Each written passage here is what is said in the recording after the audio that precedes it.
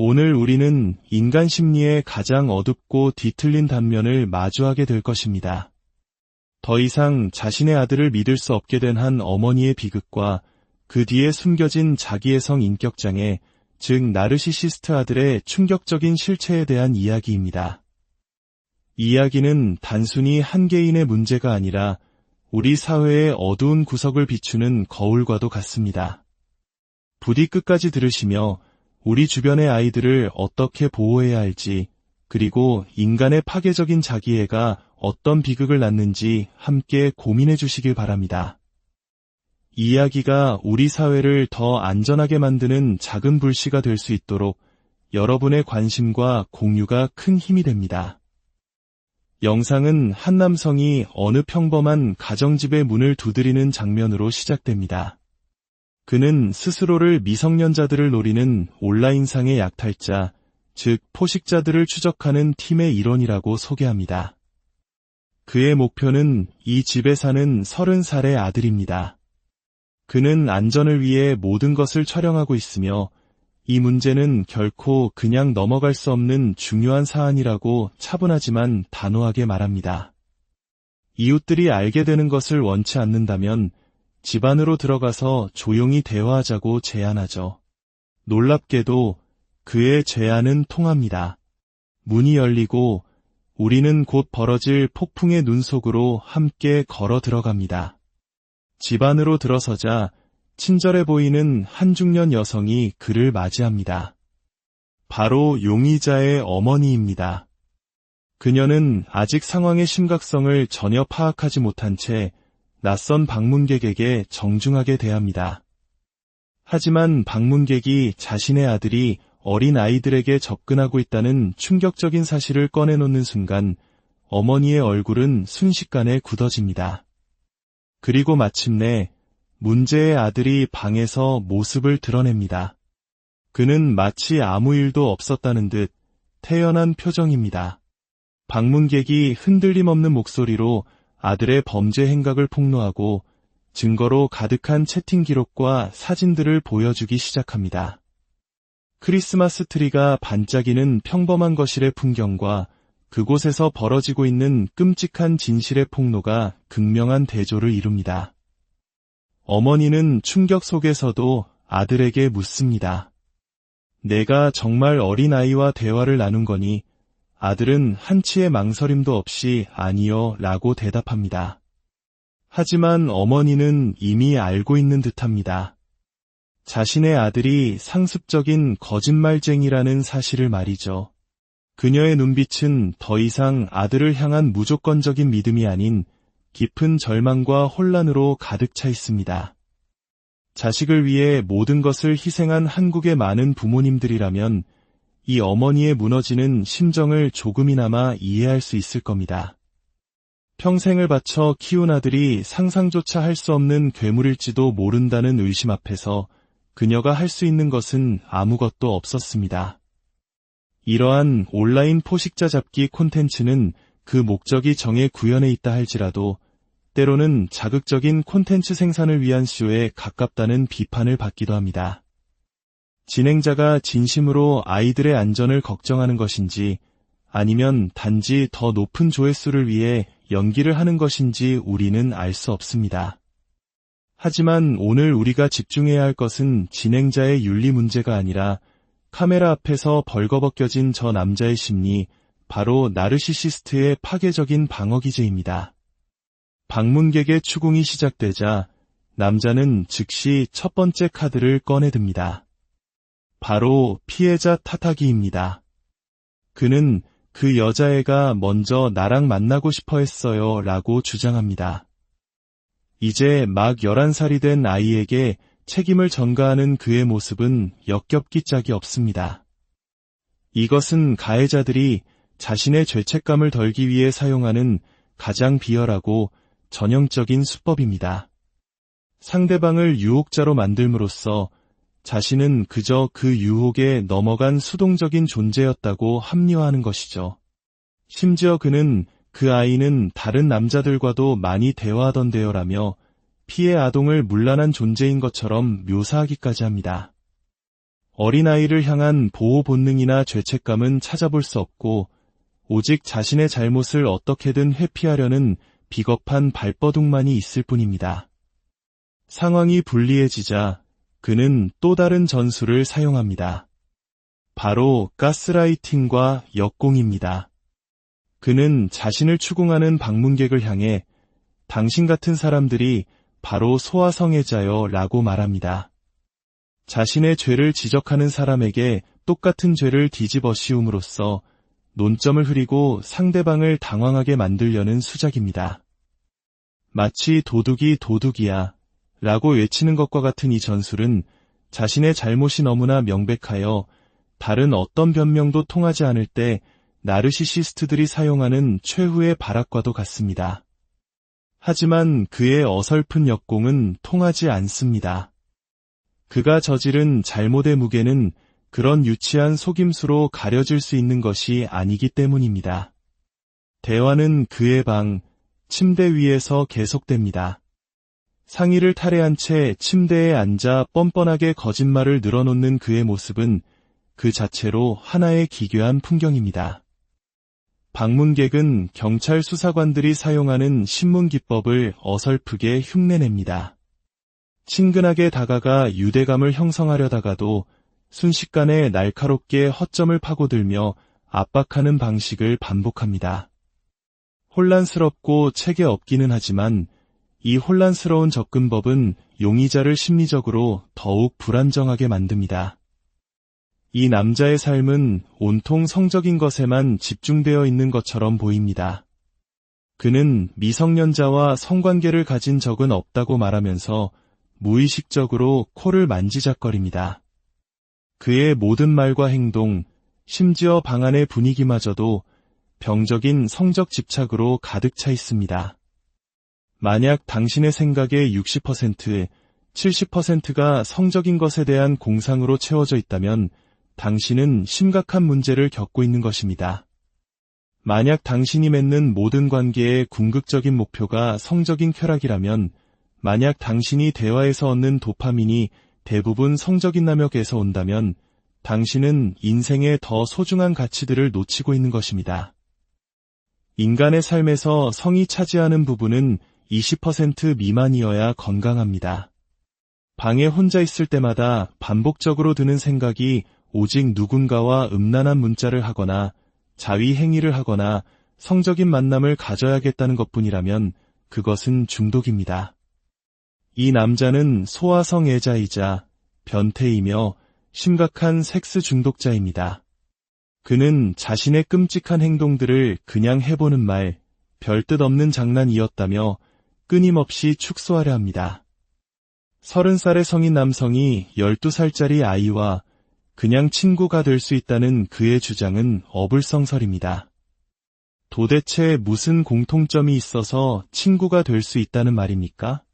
그의 모든 행동의 기저에는 단 하나의 목표, 즉 어떻게든 성적인 대화로 이끌고 가려는 추악한 욕망이 깔려 있습니다. 평범한 대화로 시작해서 서서히 그리고 집요하게 경계선을 허물고 자신의 성적 판타지를 채우려는 것, 그것이 바로 이들 포식자들의 사냥 방식입니다. 더욱 소름 끼치는 것은 방문객이 그가 채팅에서 스스로를 DILF, 즉 매력적인 유부남을 뜻하는 은어라고 지칭한 사실을 지적하자 저는 그런 단어는 들어본 적도 없는데요 라며 시치미를 떼는 장면입니다. 이것은 나르시시스트들이 사용하는 가장 악랄한 방어 기제 중 하나인 의도적인 혼란 유발 전술입니다.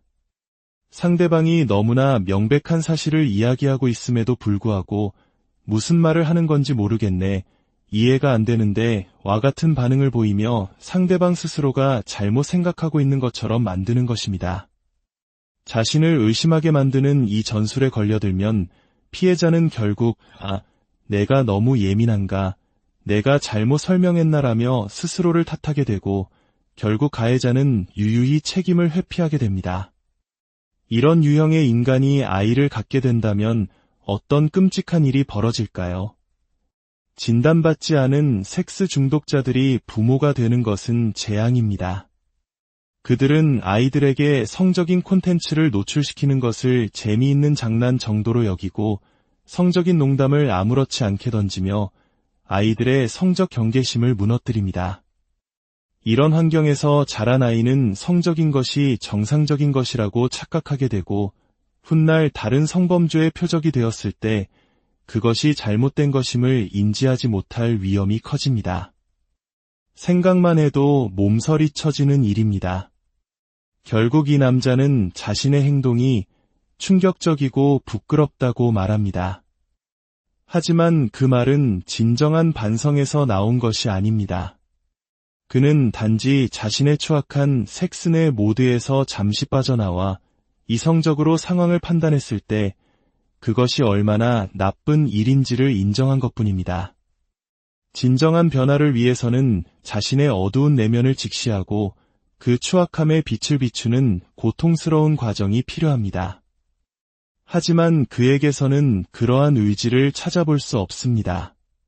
두려움과 결과, 이 두 가지만이 이런 유형의 인간이 같은 짓을 반복하지 않도록 막을 수 있는 유일한 방법입니다. 하지만 영상 속 방문객은 그를 충분히 압박하지 않습니다. 그저 카메라가 계속 돌아가게 내버려 둘 뿐이죠. 이런 어설픈 응징은 오히려 최악의 결과를 낳을 수 있습니다. 자신의 가장 큰 두려움, 즉 온라인에 신상이 공개되는 것을 겪고도 별다른 처벌을 받지 않는다면 그는 오히려 생각보다 별거 아니네라며 더욱 대담하게 같은 범죄를 저지를 가능성이 높습니다. 이 사건은 단순히 한 개인의 일탈로 치부할 수 없는 우리 사회 전체가 고민해야 할 무거운 질문을 던집니다. 우리는 어떻게 온라인 세상의 어둠 속에서 아이들을 보호할 수 있을까요? 자극적인 콘텐츠가 넘쳐나는 시대에 정의와 관음증의 경계는 어디에 있는 것일까요? 그리고 무엇보다 우리는 인간의 뒤틀린 자기애가 어떻게 한 영혼을 파괴하고 그 주변 사람들마저 불행의 나락으로 떨어뜨리는지를 똑똑히 목격했습니다. 부디 이야기를 기억해 주십시오. 당신의 작은 관심이 또 다른 비극을 막는 시작이 될 수. 오늘 우리는 인간 심리의 가장 어둡고 뒤틀린 단면을 마주하게 될 것입니다. 더 이상 자신의 아들을 믿을 수 없게 된 한 어머니의 비극과 그 뒤에 숨겨진 자기애성 인격장애, 즉 나르시시스트 아들의 충격적인 실체에 대한 이야기입니다. 이 이야기는 단순히 한 개인의 문제가 아니라 우리 사회의 어두운 구석을 비추는 거울과도 같습니다. 부디 끝까지 들으시며 우리 주변의 아이들을 어떻게 보호해야 할지, 그리고 인간의 파괴적인 자기애가 어떤 비극을 낳는지 함께 고민해 주시길 바랍니다. 이 이야기가 우리 사회를 더 안전하게 만드는 작은 불씨가 될 수 있도록 여러분의 관심과 공유가 큰 힘이 됩니다. 영상은 한 남성이 어느 평범한 가정집의 문을 두드리는 장면으로 시작됩니다. 그는 스스로를 미성년자들을 노리는 온라인상의 약탈자, 즉 포식자들을 추적하는 팀의 일원이라고 소개합니다. 그의 목표는 이 집에 사는 30살의 아들입니다. 그는 안전을 위해 모든 것을 촬영하고 있으며 이 문제는 결코 그냥 넘어갈 수 없는 중요한 사안이라고 차분하지만 단호하게 말합니다. 이웃들이 알게 되는 것을 원치 않는다면 집 안으로 들어가서 조용히 대화하자고 제안하죠. 놀랍게도 그의 제안은 통합니다. 문이 열리고 우리는 곧 벌어질 폭풍의 눈 속으로 함께 걸어 들어갑니다. 집 안으로 들어서자 친절해 보이는 한 중년 여성이 그를 맞이합니다. 바로 용의자의 어머니입니다. 그녀는 아직 상황의 심각성을 전혀 파악하지 못한 채 낯선 방문객에게 정중하게 대합니다. 하지만 방문객이 자신의 아들이 어린 아이들에게 접근하고 있다는 충격적인 사실을 꺼내놓는 순간 어머니의 얼굴은 순식간에 굳어집니다. 그리고 마침내 문제의 아들이 방에서 모습을 드러냅니다. 그는 마치 아무 일도 없었다는 듯 태연한 표정입니다. 방문객이 흔들림 없는 목소리로 아들의 범죄 행각을 폭로하고 증거로 가득한 채팅 기록과 사진들을 보여주기 시작합니다. 크리스마스 트리가 반짝이는 평범한 거실의 풍경과 그곳에서 벌어지고 있는 끔찍한 진실의 폭로가 극명한 대조를 이룹니다. 어머니는 충격 속에서도 아들에게 묻습니다. 내가 정말 어린아이와 대화를 나눈 거니? 아들은 한치의 망설임도 없이 아니요 라고 대답합니다. 하지만 어머니는 이미 알고 있는 듯합니다. 자신의 아들이 상습적인 거짓말쟁이라는 사실을 말이죠. 그녀의 눈빛은 더 이상 아들을 향한 무조건적인 믿음이 아닌 깊은 절망과 혼란으로 가득 차 있습니다. 자식을 위해 모든 것을 희생한 한국의 많은 부모님들이라면 이 어머니의 무너지는 심정을 조금이나마 이해할 수 있을 겁니다. 평생을 바쳐 키운 아들이 상상조차 할 수 없는 괴물일지도 모른다는 의심 앞에서 그녀가 할 수 있는 것은 아무것도 없었습니다. 이러한 온라인 포식자 잡기 콘텐츠는 그 목적이 정해 구현해 있다 할지라도 때로는 자극적인 콘텐츠 생산을 위한 쇼에 가깝다는 비판을 받기도 합니다. 진행자가 진심으로 아이들의 안전을 걱정하는 것인지 아니면 단지 더 높은 조회수를 위해 연기를 하는 것인지 우리는 알 수 없습니다. 하지만 오늘 우리가 집중해야 할 것은 진행자의 윤리 문제가 아니라 카메라 앞에서 벌거벗겨진 저 남자의 심리, 바로 나르시시스트의 파괴적인 방어 기제입니다. 방문객의 추궁이 시작되자 남자는 즉시 첫 번째 카드를 꺼내듭니다. 바로 피해자 탓하기입니다. 그는 그 여자애가 먼저 나랑 만나고 싶어 했어요 라고 주장합니다. 이제 막 11살이 된 아이에게 책임을 전가하는 그의 모습은 역겹기 짝이 없습니다. 이것은 가해자들이 자신의 죄책감을 덜기 위해 사용하는 가장 비열하고 전형적인 수법입니다. 상대방을 유혹자로 만들므로써 자신은 그저 그 유혹에 넘어간 수동적인 존재였다고 합리화하는 것이죠. 심지어 그는 그 아이는 다른 남자들과도 많이 대화하던데요 라며 피해 아동을 문란한 존재인 것처럼 묘사하기까지 합니다. 어린아이를 향한 보호 본능이나 죄책감은 찾아볼 수 없고 오직 자신의 잘못을 어떻게든 회피하려는 비겁한 발버둥만이 있을 뿐입니다. 상황이 불리해지자 그는 또 다른 전술을 사용합니다. 바로 가스라이팅과 역공입니다. 그는 자신을 추궁하는 방문객을 향해 당신 같은 사람들이 바로 소아성애자요 라고 말합니다. 자신의 죄를 지적하는 사람에게 똑같은 죄를 뒤집어 씌움으로써 논점을 흐리고 상대방을 당황하게 만들려는 수작입니다. 마치 도둑이 도둑이야 라고 외치는 것과 같은 이 전술은 자신의 잘못이 너무나 명백하여 다른 어떤 변명도 통하지 않을 때 나르시시스트들이 사용하는 최후의 발악과도 같습니다. 하지만 그의 어설픈 역공은 통하지 않습니다. 그가 저지른 잘못의 무게는 그런 유치한 속임수로 가려질 수 있는 것이 아니기 때문입니다. 대화는 그의 방, 침대 위에서 계속됩니다. 상의를 탈의한 채 침대에 앉아 뻔뻔하게 거짓말을 늘어놓는 그의 모습은 그 자체로 하나의 기괴한 풍경입니다. 방문객은 경찰 수사관들이 사용하는 신문 기법을 어설프게 흉내냅니다. 친근하게 다가가 유대감을 형성하려다가도 순식간에 날카롭게 허점을 파고들며 압박하는 방식을 반복합니다. 혼란스럽고 책에 없기는 하지만 이 혼란스러운 접근법은 용의자를 심리적으로 더욱 불안정하게 만듭니다. 이 남자의 삶은 온통 성적인 것에만 집중되어 있는 것처럼 보입니다. 그는 미성년자와 성관계를 가진 적은 없다고 말하면서 무의식적으로 코를 만지작거립니다. 그의 모든 말과 행동, 심지어 방 안의 분위기마저도 병적인 성적 집착으로 가득 차 있습니다. 만약 당신의 생각의 60%, 70%가 성적인 것에 대한 공상으로 채워져 있다면 당신은 심각한 문제를 겪고 있는 것입니다. 만약 당신이 맺는 모든 관계의 궁극적인 목표가 성적인 쾌락이라면 만약 당신이 대화에서 얻는 도파민이 대부분 성적인 남역에서 온다면 당신은 인생의 더 소중한 가치들을 놓치고 있는 것입니다. 인간의 삶에서 성이 차지하는 부분은 20% 미만이어야 건강합니다. 방에 혼자 있을 때마다 반복적으로 드는 생각이 오직 누군가와 음란한 문자를 하거나 자위 행위를 하거나 성적인 만남을 가져야겠다는 것뿐이라면 그것은 중독입니다. 이 남자는 소아성애자이자 변태이며 심각한 섹스 중독자입니다. 그는 자신의 끔찍한 행동들을 그냥 해보는 말, 별뜻 없는 장난이었다며 끊임없이 축소하려 합니다.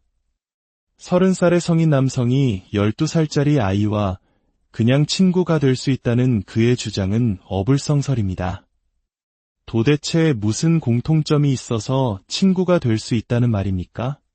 그의 모든 행동의 기저에는 단 하나의 목표, 즉 어떻게든 성적인 대화로 이끌고 가려는 추악한 욕망이 깔려 있습니다. 평범한 대화로 시작해서 서서히 그리고 집요하게 경계선을 허물고 자신의 성적 판타지를 채우려는 것, 그것이 바로 이들 포식자들의 사냥 방식입니다. 더욱 소름 끼치는 것은 방문객이 그가 채팅에서 스스로를 DILF, 즉 매력적인 유부남을 뜻하는 은어라고 지칭한 사실을 지적하자 저는 그런 단어는 들어본 적도 없는데요 라며 시치미를 떼는 장면입니다. 이것은 나르시시스트들이 사용하는 가장 악랄한 방어 기제 중 하나인 의도적인 혼란 유발 전술입니다. 상대방이 너무나 명백한 사실을 이야기하고 있음에도 불구하고 무슨 말을 하는 건지 모르겠네, 이해가 안 되는데 와 같은 반응을 보이며 상대방 스스로가 잘못 생각하고 있는 것처럼 만드는 것입니다. 자신을 의심하게 만드는 이 전술에 걸려들면 피해자는 결국 내가 너무 예민한가, 내가 잘못 설명했나라며 스스로를 탓하게 되고 결국 가해자는 유유히 책임을 회피하게 됩니다.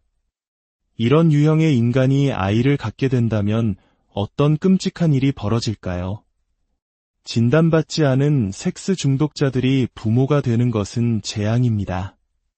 그들은 아이들에게 성적인 콘텐츠를 노출시키는 것을 재미있는 장난 정도로 여기고 성적인 농담을 아무렇지 않게 던지며 아이들의 성적 경계심을 무너뜨립니다. 이런 환경에서 자란 아이는 성적인 것이 정상적인 것이라고 착각하게 되고 훗날 다른 성범죄의 표적이 되었을 때 그것이 잘못된 것임을 인지하지 못할 위험이 커집니다. 생각만 해도 몸서리 쳐지는 일입니다. 결국 이 남자는 자신의 행동이 충격적이고 부끄럽다고 말합니다. 하지만 그 말은 진정한 반성에서 나온 것이 아닙니다.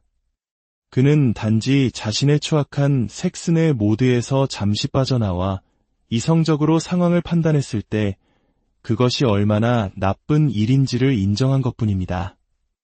진정한 변화를 위해서는 자신의 어두운 내면을 직시하고 그 추악함에 빛을 비추는 고통스러운 과정이 필요합니다. 하지만 그에게서는 그러한 의지를 찾아볼 수 없습니다. 두려움과 결과, 이 두 가지만이 이런 유형의 인간이 같은 짓을 반복하지 않도록 막을 수 있는 유일한 방법입니다. 하지만 영상 속 방문객은 그를 충분히 압박하지 않습니다. 그저 카메라가 계속 돌아가게 내버려 둘 뿐이죠. 이런 어설픈 응징은 오히려 최악의 결과를 낳을 수 있습니다. 자신의 가장 큰 두려움, 즉 온라인에 신상이 공개되는 것을 겪고도 별다른 처벌을 받지 않는다면 그는 오히려 생각보다 별거 아니네라며 더욱 대담하게 같은 범죄를 저지를 가능성이 높습니다. 이 사건은 단순히 한 개인의 일탈로 치부할 수 없는 우리 사회 전체가 고민해야 할 무거운 질문을 던집니다. 우리는 어떻게 온라인 세상의 어둠 속에서 아이들을 보호할 수 있을까요?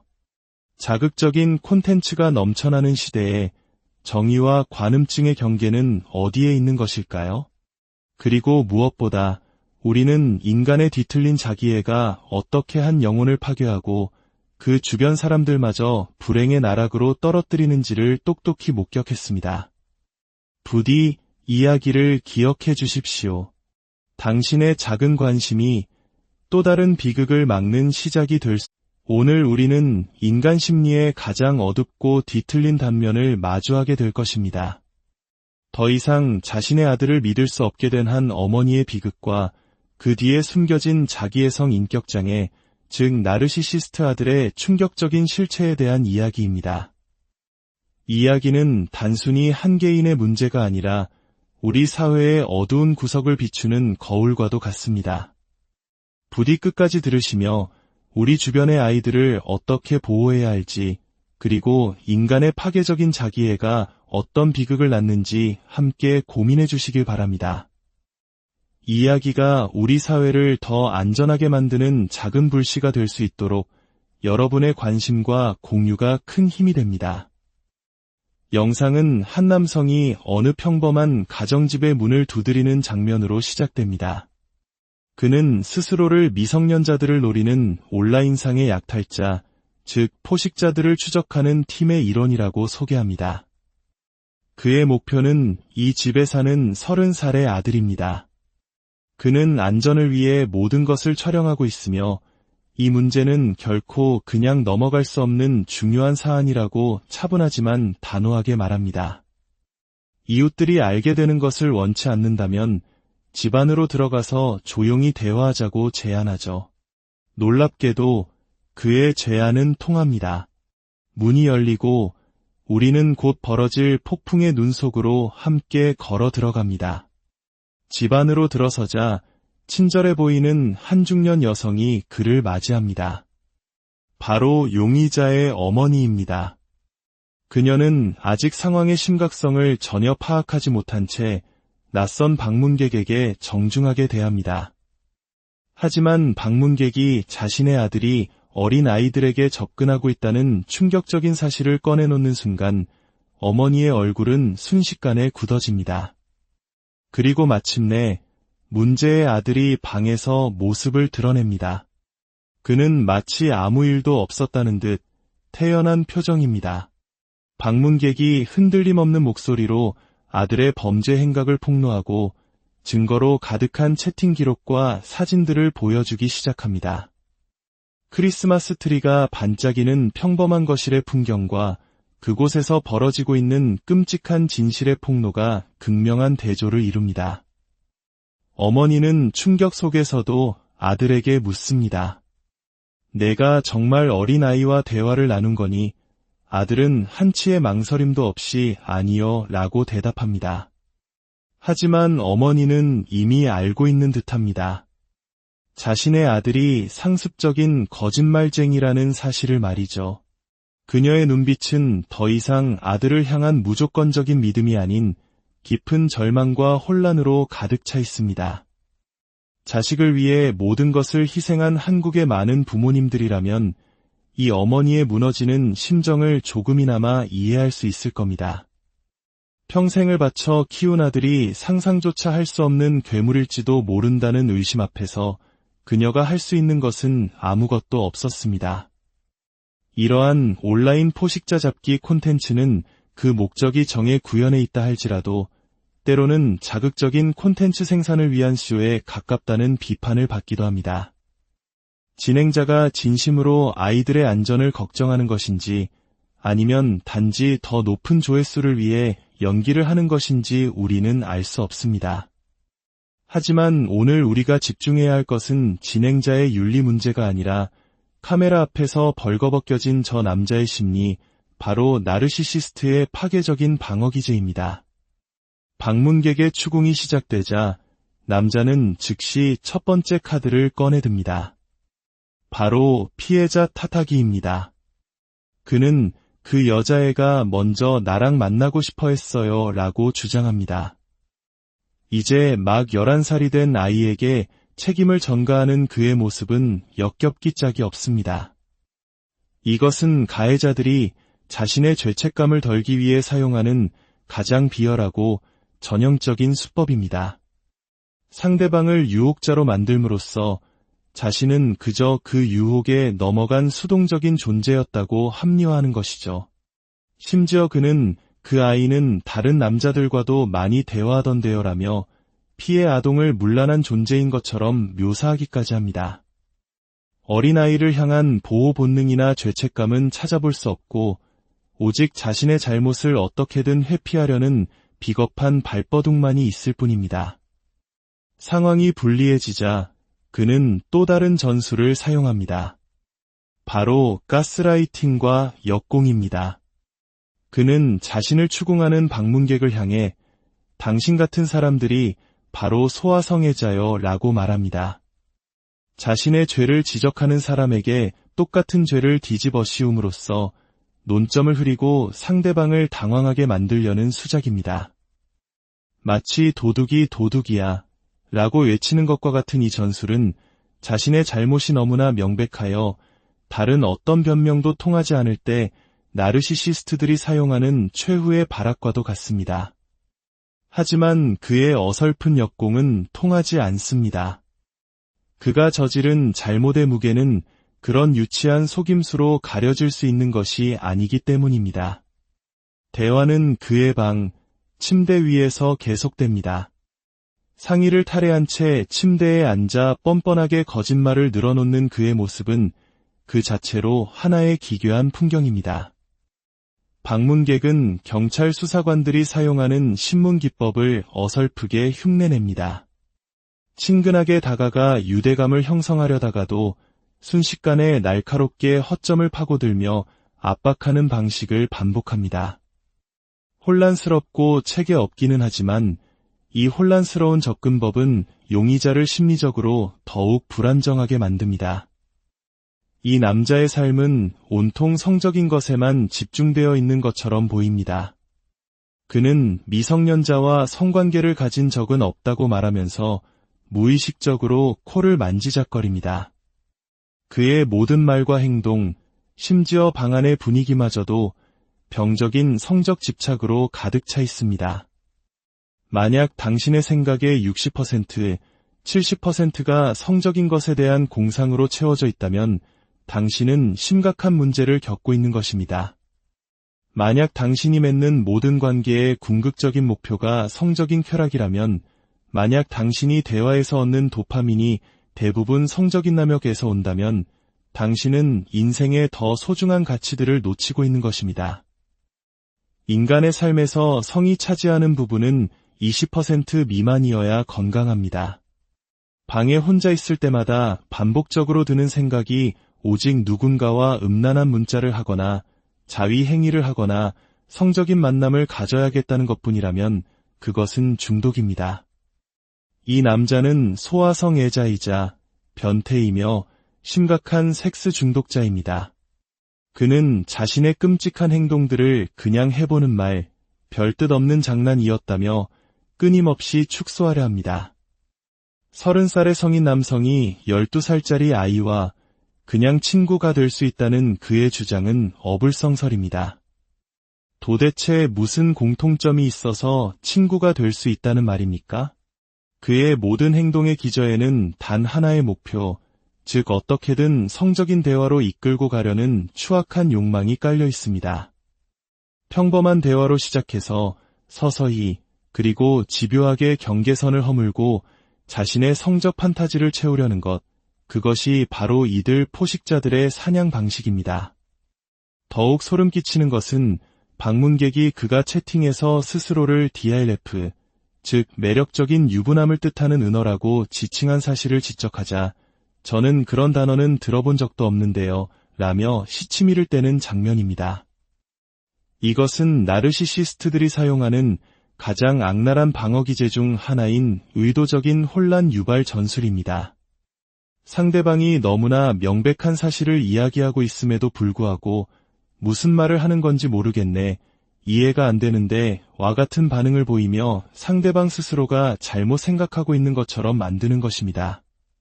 자신을 의심하게 만드는 이 전술에 걸려들면 피해자는 결국 내가 너무 예민한가, 내가 잘못 설명했나라며 스스로를 탓하게 되고 결국 가해자는 유유히 책임을 회피하게 됩니다. 이런 유형의 인간이 아이를 갖게 된다면 어떤 끔찍한 일이 벌어질까요? 진단받지 않은 섹스 중독자들이 부모가 되는 것은 재앙입니다. 그들은 아이들에게 성적인 콘텐츠를 노출시키는 것을 재미있는 장난 정도로 여기고 성적인 농담을 아무렇지 않게 던지며 아이들의 성적 경계심을 무너뜨립니다. 이런 환경에서 자란 아이는 성적인 것이 정상적인 것이라고 착각하게 되고 훗날 다른 성범죄의 표적이 되었을 때 그것이 잘못된 것임을 인지하지 못할 위험이 커집니다. 생각만 해도 몸서리 쳐지는 일입니다. 결국 이 남자는 자신의 행동이 충격적이고 부끄럽다고 말합니다. 하지만 그 말은 진정한 반성에서 나온 것이 아닙니다. 그는 단지 자신의 추악한 섹스내 모드에서 잠시 빠져나와 이성적으로 상황을 판단했을 때 그것이 얼마나 나쁜 일인지를 인정한 것뿐입니다. 진정한 변화를 위해서는 자신의 어두운 내면을 직시하고 그 추악함에 빛을 비추는 고통스러운 과정이 필요합니다. 하지만 그에게서는 그러한 의지를 찾아볼 수 없습니다. 두려움과 결과, 이 두 가지만이 이런 유형의 인간이 같은 짓을 반복하지 않도록 막을 수 있는 유일한 방법입니다. 하지만 영상 속 방문객은 그를 충분히 압박하지 않습니다. 그저 카메라가 계속 돌아가게 내버려 둘 뿐이죠. 이런 어설픈 응징은 오히려 최악의 결과를 낳을 수 있습니다. 자신의 가장 큰 두려움, 즉 온라인에 신상이 공개되는 것을 겪고도 별다른 처벌을 받지 않는다면 그는 오히려 생각보다 별거 아니네라며 더욱 대담하게 같은 범죄를 저지를 가능성이 높습니다. 이 사건은 단순히 한 개인의 일탈로 치부할 수 없는 우리 사회 전체가 고민해야 할 무거운 질문을 던집니다. 우리는 어떻게 온라인 세상의 어둠 속에서 아이들을 보호할 수 있을까요? 자극적인 콘텐츠가 넘쳐나는 시대에 정의와 관음증의 경계는 어디에 있는 것일까요? 그리고 무엇보다 우리는 인간의 뒤틀린 자기애가 어떻게 한 영혼을 파괴하고 그 주변 사람들마저 불행의 나락으로 떨어뜨리는지를 똑똑히 목격했습니다. 부디 이야기를 기억해 주십시오. 당신의 작은 관심이 또 다른 비극을 막는 시작이 될 수. 오늘 우리는 인간 심리의 가장 어둡고 뒤틀린 단면을 마주하게 될 것입니다. 더 이상 자신의 아들을 믿을 수 없게 된 한 어머니의 비극과 그 뒤에 숨겨진 자기애성 인격장애, 즉 나르시시스트 아들의 충격적인 실체에 대한 이야기입니다. 이 이야기는 단순히 한 개인의 문제가 아니라 우리 사회의 어두운 구석을 비추는 거울과도 같습니다. 부디 끝까지 들으시며 우리 주변의 아이들을 어떻게 보호해야 할지, 그리고 인간의 파괴적인 자기애가 어떤 비극을 낳는지 함께 고민해 주시길 바랍니다. 이 이야기가 우리 사회를 더 안전하게 만드는 작은 불씨가 될 수 있도록 여러분의 관심과 공유가 큰 힘이 됩니다. 영상은 한 남성이 어느 평범한 가정집의 문을 두드리는 장면으로 시작됩니다. 그는 스스로를 미성년자들을 노리는 온라인상의 약탈자, 즉 포식자들을 추적하는 팀의 일원이라고 소개합니다. 그의 목표는 이 집에 사는 30살의 아들입니다. 그는 안전을 위해 모든 것을 촬영하고 있으며 이 문제는 결코 그냥 넘어갈 수 없는 중요한 사안이라고 차분하지만 단호하게 말합니다. 이웃들이 알게 되는 것을 원치 않는다면 집 안으로 들어가서 조용히 대화하자고 제안하죠. 놀랍게도 그의 제안은 통합니다. 문이 열리고 우리는 곧 벌어질 폭풍의 눈 속으로 함께 걸어 들어갑니다. 집 안으로 들어서자 친절해 보이는 한 중년 여성이 그를 맞이합니다. 바로 용의자의 어머니입니다. 그녀는 아직 상황의 심각성을 전혀 파악하지 못한 채 낯선 방문객에게 정중하게 대합니다. 하지만 방문객이 자신의 아들이 어린 아이들에게 접근하고 있다는 충격적인 사실을 꺼내놓는 순간 어머니의 얼굴은 순식간에 굳어집니다. 그리고 마침내 문제의 아들이 방에서 모습을 드러냅니다. 그는 마치 아무 일도 없었다는 듯 태연한 표정입니다. 방문객이 흔들림 없는 목소리로 아들의 범죄 행각을 폭로하고 증거로 가득한 채팅 기록과 사진들을 보여주기 시작합니다. 크리스마스 트리가 반짝이는 평범한 거실의 풍경과 그곳에서 벌어지고 있는 끔찍한 진실의 폭로가 극명한 대조를 이룹니다. 어머니는 충격 속에서도 아들에게 묻습니다. 내가 정말 어린아이와 대화를 나눈 거니? 아들은 한치의 망설임도 없이 아니요 라고 대답합니다. 하지만 어머니는 이미 알고 있는 듯합니다. 자신의 아들이 상습적인 거짓말쟁이라는 사실을 말이죠.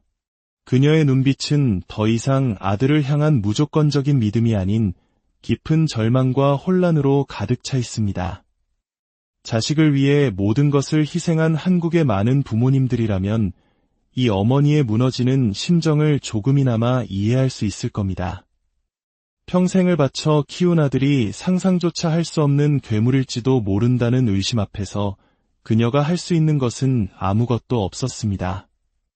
이러한 온라인 포식자 잡기 콘텐츠는 그 목적이 정해 구현해 있다 할지라도 때로는 자극적인 콘텐츠 생산을 위한 쇼에 가깝다는 비판을 받기도 합니다. 진행자가 진심으로 아이들의 안전을 걱정하는 것인지 아니면 단지 더 높은 조회수를 위해 연기를 하는 것인지 우리는 알 수 없습니다. 하지만 오늘 우리가 집중해야 할 것은 진행자의 윤리 문제가 아니라 카메라 앞에서 벌거벗겨진 저 남자의 심리, 바로 나르시시스트의 파괴적인 방어 기제입니다.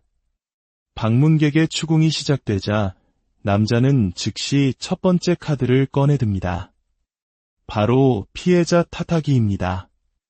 그는 그 여자애가 먼저 나랑 만나고 싶어 했어요 라고 주장합니다.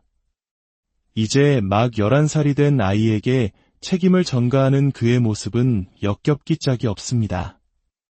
이것은 가해자들이 자신의 죄책감을 덜기 위해 사용하는 가장 비열하고 전형적인 수법입니다.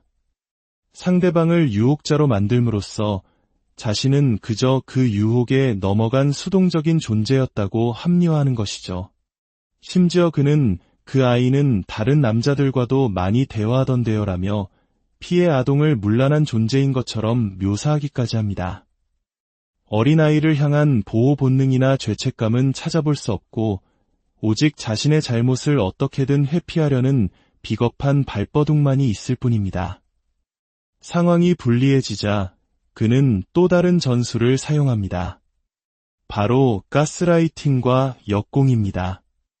그는 자신을 추궁하는 방문객을 향해 당신 같은 사람들이 바로 소아성애자요 라고 말합니다.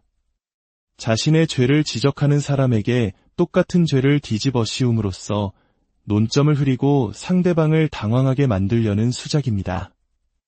마치 도둑이 도둑이야 라고 외치는 것과 같은 이 전술은 자신의 잘못이 너무나 명백하여 다른 어떤 변명도 통하지 않을 때 나르시시스트들이 사용하는 최후의 발악과도 같습니다. 하지만 그의 어설픈 역공은 통하지 않습니다. 그가 저지른 잘못의 무게는 그런 유치한 속임수로 가려질 수 있는 것이 아니기 때문입니다. 대화는 그의 방, 침대 위에서 계속됩니다. 상의를 탈의한 채 침대에 앉아 뻔뻔하게 거짓말을 늘어놓는 그의 모습은 그 자체로 하나의 기괴한 풍경입니다. 방문객은 경찰 수사관들이 사용하는 신문 기법을 어설프게 흉내냅니다. 친근하게 다가가 유대감을 형성하려다가도 순식간에 날카롭게 허점을 파고들며 압박하는 방식을 반복합니다. 혼란스럽고 책에 없기는 하지만 이 혼란스러운 접근법은 용의자를 심리적으로 더욱 불안정하게 만듭니다. 이 남자의 삶은 온통 성적인 것에만 집중되어 있는 것처럼 보입니다. 그는 미성년자와 성관계를 가진 적은 없다고 말하면서 무의식적으로 코를 만지작거립니다. 그의 모든 말과 행동, 심지어 방 안의 분위기마저도 병적인 성적 집착으로 가득 차 있습니다. 만약 당신의 생각의 60%, 70%가 성적인 것에 대한 공상으로 채워져 있다면 당신은 심각한 문제를 겪고 있는 것입니다. 만약 당신이 맺는 모든 관계의 궁극적인 목표가 성적인 쾌락이라면, 만약 당신이 대화에서 얻는 도파민이 대부분 성적인 남욕에서 온다면, 당신은 인생의 더 소중한 가치들을 놓치고 있는 것입니다. 인간의 삶에서 성이 차지하는 부분은 20% 미만이어야 건강합니다. 방에 혼자 있을 때마다 반복적으로 드는 생각이 오직 누군가와 음란한 문자를 하거나 자위 행위를 하거나 성적인 만남을 가져야겠다는 것뿐이라면 그것은 중독입니다. 이 남자는 소아성애자이자 변태이며 심각한 섹스 중독자입니다. 그는 자신의 끔찍한 행동들을 그냥 해보는 말, 별뜻 없는 장난이었다며 끊임없이 축소하려 합니다. 30살의 성인 남성이 12살짜리 아이와 그냥 친구가 될 수 있다는 그의 주장은 어불성설입니다. 도대체 무슨 공통점이 있어서 친구가 될 수 있다는 말입니까? 그의 모든 행동의 기저에는 단 하나의 목표, 즉 어떻게든 성적인 대화로 이끌고 가려는 추악한 욕망이 깔려 있습니다. 평범한 대화로 시작해서 서서히 그리고 집요하게 경계선을 허물고 자신의 성적 판타지를 채우려는 것, 그것이 바로 이들 포식자들의 사냥 방식입니다. 더욱 소름 끼치는 것은 방문객이 그가 채팅에서 스스로를 DILF, 즉 매력적인 유부남을 뜻하는 은어라고 지칭한 사실을 지적하자 저는 그런 단어는 들어본 적도 없는데요 라며 시치미를 떼는 장면입니다. 이것은 나르시시스트들이 사용하는 가장 악랄한 방어 기제 중 하나인 의도적인 혼란 유발 전술입니다. 상대방이 너무나 명백한 사실을 이야기하고 있음에도 불구하고 무슨 말을 하는 건지 모르겠네, 이해가 안 되는데 와 같은 반응을 보이며 상대방 스스로가 잘못 생각하고 있는 것처럼 만드는 것입니다. 자신을 의심하게 만드는 이 전술에 걸려들면 피해자는 결국 내가 너무 예민한가, 내가 잘못 설명했나라며 스스로를 탓하게 되고 결국 가해자는 유유히 책임을 회피하게 됩니다. 이런 유형의 인간이 아이를 갖게 된다면 어떤 끔찍한 일이 벌어질까요? 진단받지 않은 섹스 중독자들이 부모가 되는 것은 재앙입니다. 그들은 아이들에게 성적인 콘텐츠를 노출시키는 것을 재미있는 장난 정도로 여기고 성적인 농담을 아무렇지 않게 던지며 아이들의 성적 경계심을 무너뜨립니다. 이런 환경에서 자란 아이는 성적인 것이 정상적인 것이라고 착각하게 되고 훗날 다른 성범죄의 표적이 되었을 때 그것이 잘못된 것임을 인지하지 못할 위험이 커집니다. 생각만 해도 몸서리 쳐지는 일입니다. 결국 이 남자는 자신의 행동이 충격적이고 부끄럽다고 말합니다.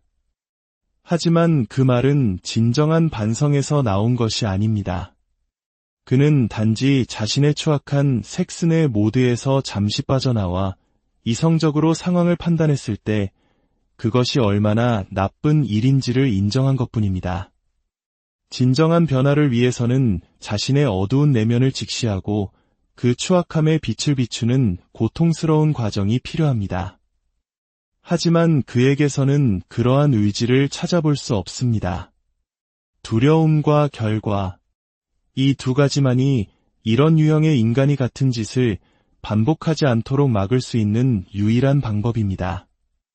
하지만 영상 속 방문객은 그를 충분히 압박하지 않습니다. 그저 카메라가 계속 돌아가게 내버려 둘 뿐이죠.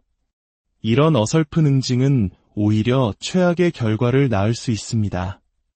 자신의 가장 큰 두려움, 즉 온라인에 신상이 공개되는 것을 겪고도 별다른 처벌을 받지 않는다면 그는 오히려 생각보다 별거 아니네라며 더욱 대담하게 같은 범죄를 저지를 가능성이 높습니다. 이 사건은 단순히 한 개인의 일탈로 치부할 수 없는 우리 사회 전체가 고민해야 할 무거운 질문을 던집니다. 우리는 어떻게 온라인 세상의 어둠 속에서 아이들을 보호할 수 있을까요? 자극적인 콘텐츠가 넘쳐나는 시대에 정의와 관음증의 경계는 어디에 있는 것일까요? 그리고 무엇보다 우리는 인간의 뒤틀린 자기애가 어떻게 한 영혼을 파괴하고 그 주변 사람들마저 불행의 나락으로 떨어뜨리는지를 똑똑히 목격했습니다. 부디 이야기를 기억해 주십시오. 당신의 작은 관심이 또 다른 비극을 막는 시작이 될 수. 오늘 우리는 인간 심리의 가장 어둡고 뒤틀린 단면을 마주하게 될 것입니다. 더 이상 자신의 아들을 믿을 수 없게 된 한 어머니의 비극과 그 뒤에 숨겨진 자기애성 인격장애, 즉 나르시시스트 아들의 충격적인 실체에 대한 이야기입니다. 이 이야기는 단순히 한 개인의 문제가 아니라 우리 사회의 어두운 구석을 비추는 거울과도 같습니다. 부디 끝까지 들으시며 우리 주변의 아이들을 어떻게 보호해야 할지, 그리고 인간의 파괴적인 자기애가 어떤 비극을 낳는지 함께 고민해 주시길 바랍니다. 이 이야기가 우리 사회를 더 안전하게 만드는 작은 불씨가 될 수 있도록 여러분의 관심과 공유가 큰 힘이 됩니다. 영상은 한 남성이 어느 평범한 가정집의 문을 두드리는 장면으로 시작됩니다.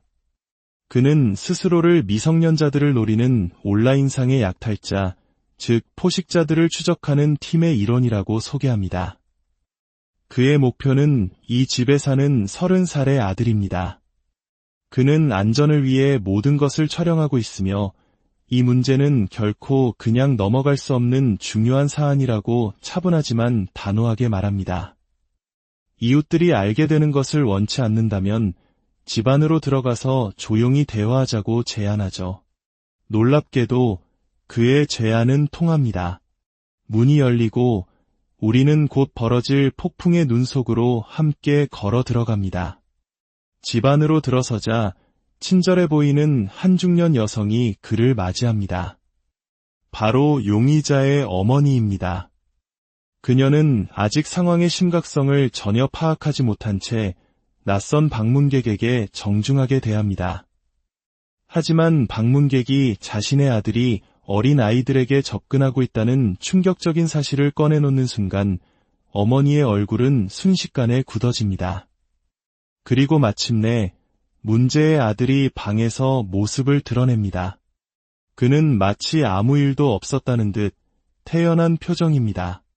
방문객이 흔들림 없는 목소리로 아들의 범죄 행각을 폭로하고 증거로 가득한 채팅 기록과 사진들을 보여주기 시작합니다.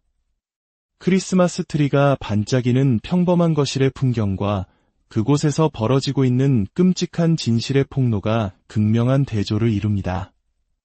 어머니는 충격 속에서도 아들에게 묻습니다. 내가 정말 어린아이와 대화를 나눈 거니?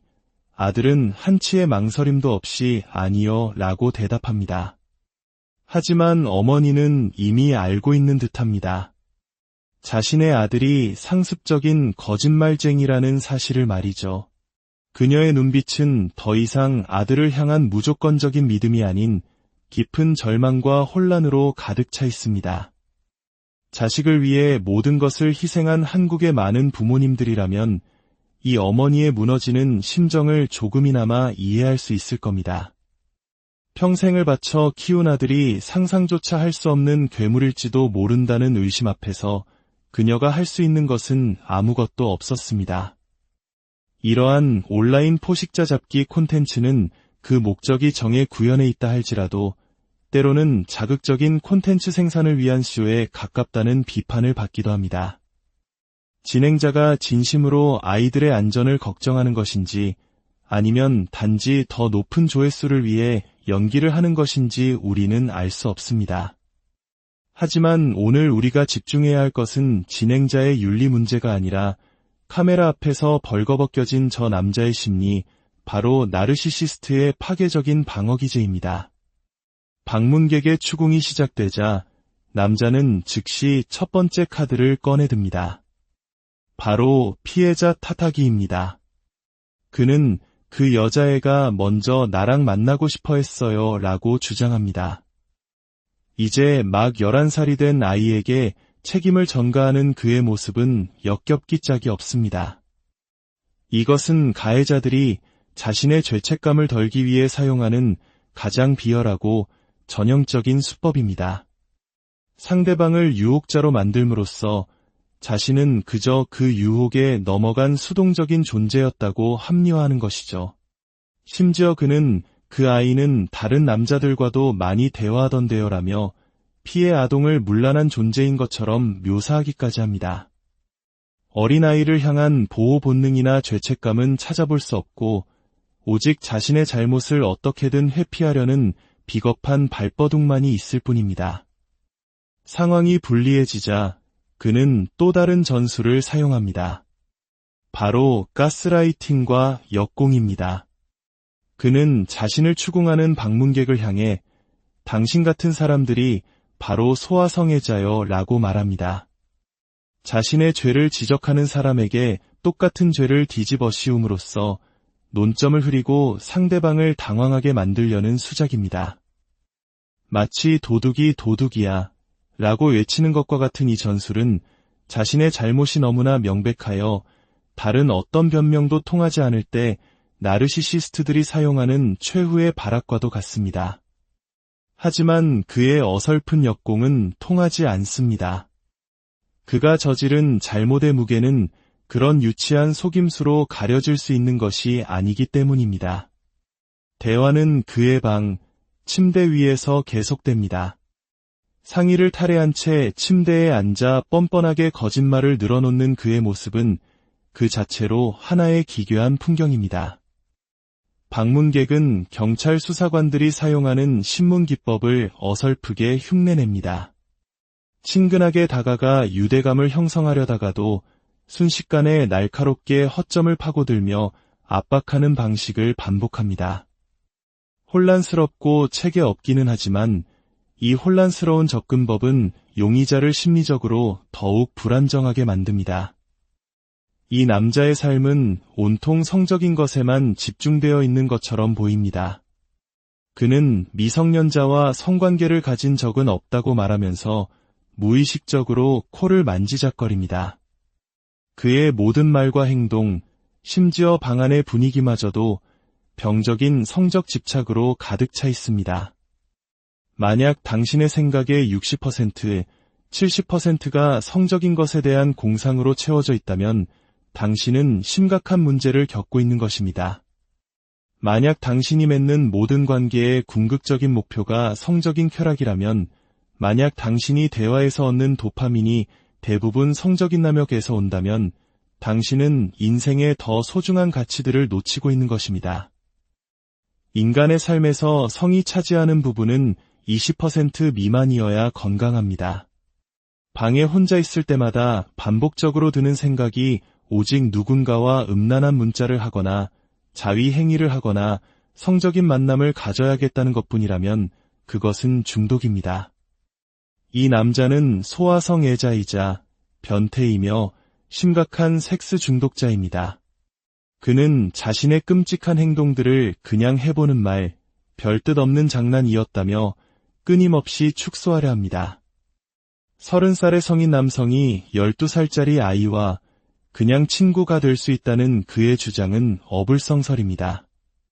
도대체 무슨 공통점이 있어서 친구가 될 수 있다는 말입니까?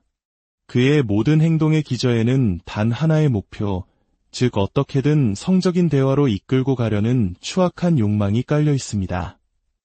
평범한 대화로 시작해서 서서히 그리고 집요하게 경계선을 허물고 자신의 성적 판타지를 채우려는 것, 그것이 바로 이들 포식자들의 사냥 방식입니다. 더욱 소름 끼치는 것은 방문객이 그가 채팅에서 스스로를 DILF, 즉 매력적인 유부남을 뜻하는 은어라고 지칭한 사실을 지적하자 저는 그런 단어는 들어본 적도 없는데요 라며 시치미를 떼는 장면입니다. 이것은 나르시시스트들이 사용하는 가장 악랄한 방어 기제 중 하나인 의도적인 혼란 유발 전술입니다. 상대방이 너무나 명백한 사실을 이야기하고 있음에도 불구하고 무슨 말을 하는 건지 모르겠네, 이해가 안 되는데 와 같은 반응을 보이며 상대방 스스로가 잘못 생각하고 있는 것처럼 만드는 것입니다. 자신을 의심하게 만드는 이 전술에 걸려들면 피해자는 결국 내가 너무 예민한가, 내가 잘못 설명했나라며 스스로를 탓하게 되고 결국 가해자는 유유히 책임을 회피하게 됩니다. 이런 유형의 인간이 아이를 갖게 된다면 어떤 끔찍한 일이 벌어질까요? 진단받지 않은 섹스 중독자들이 부모가 되는 것은 재앙입니다. 그들은 아이들에게 성적인 콘텐츠를 노출시키는 것을 재미있는 장난 정도로 여기고 성적인 농담을 아무렇지 않게 던지며